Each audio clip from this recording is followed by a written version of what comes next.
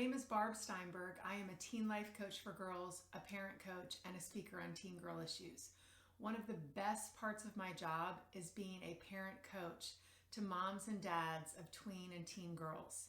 It is one of the greatest joys. I love it so much because the parents that come to me, they're really seeking a better relationship with their daughters, a closer one that is either less conflictual or more connected.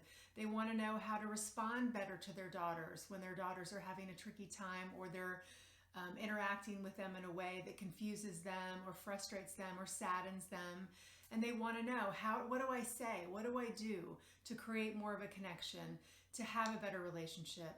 They want to know when the tough stuff comes about, where they find their daughter is, drinking alcohol or smoking pot or being promiscuous or watching porn, or they've got a boyfriend or a girlfriend, or they have announced that they're gay. Parents are coming to me with a wide range of issues, and they're wanting to know, how do I respond to this? How do I process this? What does this mean about who I am as a parent? How does this fit in with my beliefs and my values?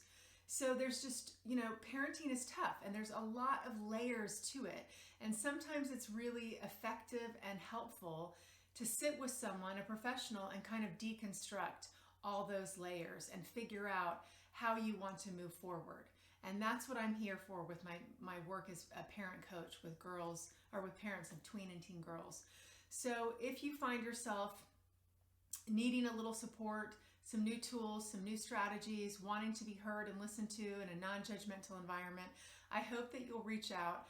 On my website, barbsteinberg.com, you can go to the contact page and you can email me and we can set up a session.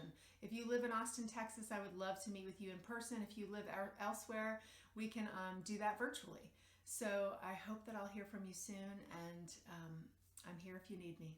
Thanks for listening.